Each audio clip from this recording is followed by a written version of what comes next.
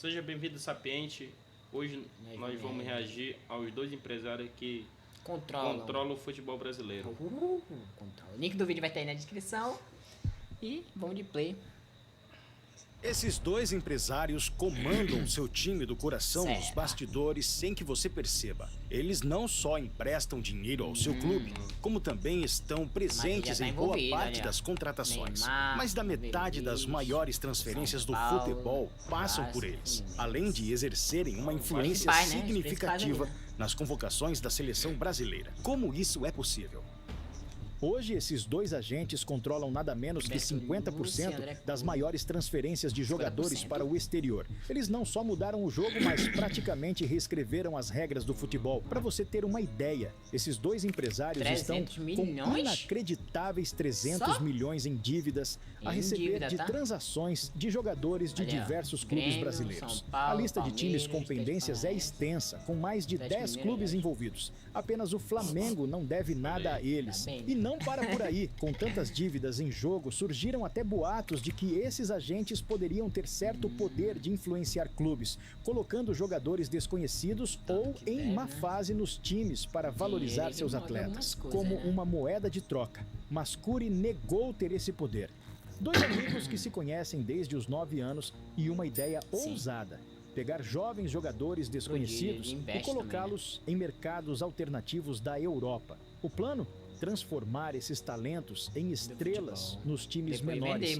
Tudo com um único objetivo: lucrar alto em transferências futuras para clubes gigantes. Mas o que ninguém poderia prever era como essa estratégia mudaria para sempre o destino do futebol brasileiro. Hoje, mais de 40 jogadores na Série A do Brasileirão estão sob o controle desses dois empresários. Em 2023, um levantamento mostrou que somente Giuliano Bertolucci tinha 25 jogadores na Série A, enquanto André Cury gerenciava 23. Além de representar jogadores, Cury também atua como intermediário em negócios de clubes com outros atletas. Só na primeira janela de transferências de 2024, Cury esteve envolvido em negociações de mais de 50 jogadores e atualmente trabalha com mais de 200 atletas. Cury afirma ter conduzido negociações de grandes nomes no Brasileirão, tais como Arrascaeta, do Flamengo, Gustavo Gomes e Piquerez, do Palmeiras. Mas com tanto poder nas mãos, a influência desses empresários vai além dos clubes e chega até a seleção brasileira,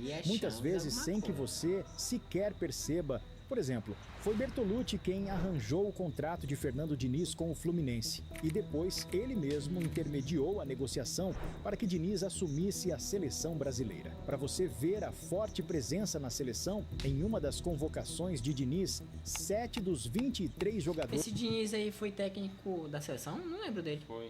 De qual ano? 2024. 2024? 23 ele era...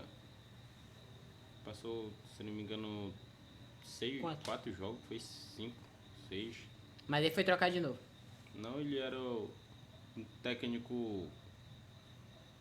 Não esqueci. Como é que... Interino. Isso.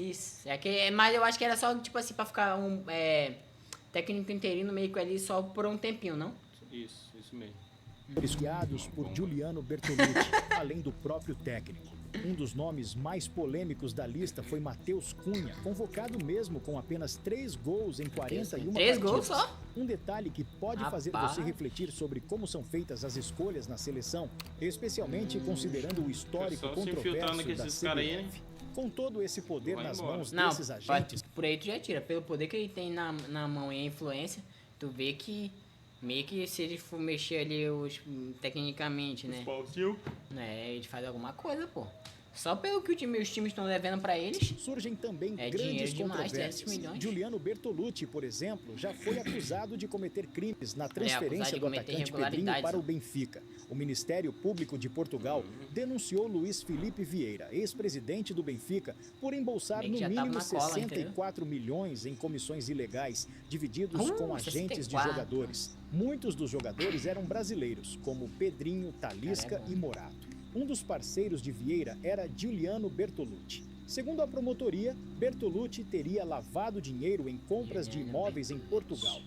Além disso, em 2019, Bertolucci foi um dos 13 denunciados em um esquema de desvios de dinheiro no Internacional. Mas anos depois, a justiça anulou o processo. Desde 1995, quando os jogadores deixaram de ser patrimônios dos clubes, Curi e Bertolucci exploraram essa brecha para dominar o futebol de forma surpreendente. Com essa visão, os dois expandiram seu domínio entre os agentes, a ponto de Curi ter atuado como representante do Barcelona na América do Sul entre 2003 e 2020. Participei de negociações que trouxeram Ronaldinho Gaúcho, Deco, Neymar e outros para o Barcelona. Durante esse período, conquistamos 40 títulos, destacou.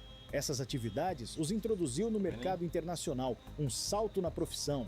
Afinal, Curi esteve envolvido em duas das 3 maiores negociações da história do futebol. Ele atuou na transferência recorde de Neymar do Barcelona para o PSG por 222 milhões de euros, a maior de todos os tempos. Além disso, foi o agente por trás da ida de Philippe Coutinho do Liverpool para o Barcelona por 165 milhões de euros. Só não participou da segunda maior, que foi a transferência de Mbappé do Mônaco para o PSG. Ele também é responsável pelas 3 maiores vendas da história do futebol brasileiro. Recentemente, com a venda de Estevão, André Curi completou esse top 3, negociando a transferência do jovem para o Chelsea por 61,5 milhões de euros. Segundo Curi, tornou-se comum para ele realizar transferências que impactam todo o futebol. Em 2003, vendi Ronaldinho Gaúcho para o Barcelona. Em 2013, vendi Neymar. Em 2023, foi a vez de Vitor Roque. De 10 em 10 anos, estou sempre participando de algo grande assim, afirmou André Curi. Junto com Bertolucci,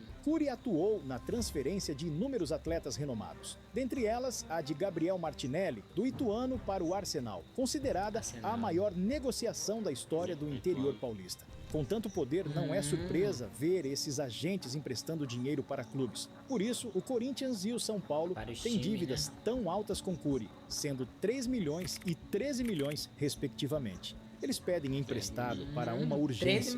Vou fazer e daqui a 6 meses eu te pago.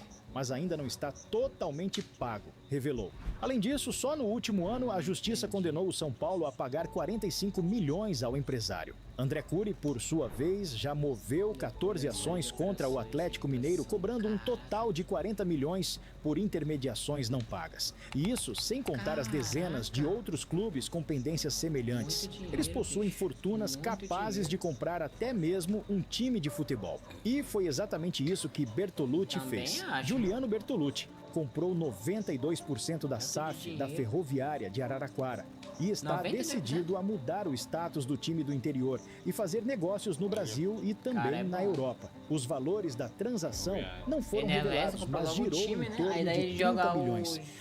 Segundo o empresário Will Dantas, Juliano Bertolucci faturou 484 milhões de euros apenas no segundo semestre de 2023. Isso é mais de 4 bilhões de reais. A empresa dele, eu acho que no segundo semestre do ano passado, faturou 684 milhões de euros. Dinheiro nunca foi um problema para ele, já que é herdeiro da Lorenzetti, uma marca icônica de chuveiros no Brasil, com faturamento anual acima de 2 bilhões de reais. Isso só reforça que o futebol vai muito além do que vemos em campo. Tem muita coisa oculta, assim como alguns mistérios envolvendo empresários por trás de convocações na seleção brasileira. Um exemplo disso foi revelado por um outro empresário, Wagner Ribeiro, que em entrevista afirmou já ter ouvido falar de pagamentos para que um jogador de um clube renomado no Brasil fosse convocado. Você pode conferir os detalhes desse esquema clicando no card que está aparecendo acima ou no vídeo à direita da tela. E agora, me conta. Interessante, né? Cara, os times ficam devendo pra ele mais do que... É o que no vídeo falou, né? Os caras emprestam uma urgência, pagar daqui a 6 meses, sendo que às vezes nem pagam, ele entra com uma ação judicial. Tu viu lá que pelo Atlético, foi pelo São Paulo, tinha 17 ações contra o time pra eles quitarem e pagarem ele. E o São Paulo, 3 milhões... Não, tu não viu lá 13 milhões, tu é doido, é muito dinheiro. Muito dinheiro. Muito dinheiro. Pode ver como esse mercado movimenta muito. E eles meio que viram oportunidade, uma janela ali, né? Daquela do ano lá que ele falou. E eu também digo o esquema de corrupção também que... Deve ter envolvido. Convocação da seleção brasileira. É manipulação, né? Tanto que os times... É o que eu tô te falando. Tanto que os times estão devendo e meio que ele tem na mão ali aquela parcela de jogadores que estão envolvidos com o time também, meio que faz a grande parte, né? Caraca, moleque. Sei que é dinheiro, é muito dinheiro. Muito, muito dinheiro mesmo. Rapaz, eu pelo menos 5 milhões daquele dinheiro ali. 1 milhão, só 1 milhão já dá. Vixe, dá pra fazer muita coisa com 1 milhão, mano. Mano do céu. E esse foi o vídeo, espero que você goste. O link do vídeo vai ficar aí na descrição. E até a próxima. Quer fazer a abertura desse? Faz a abertura desse aí. Aí. 2 empresários que controlam o futebol brasileiro. 1, 2, 3. Faz a abertura aí.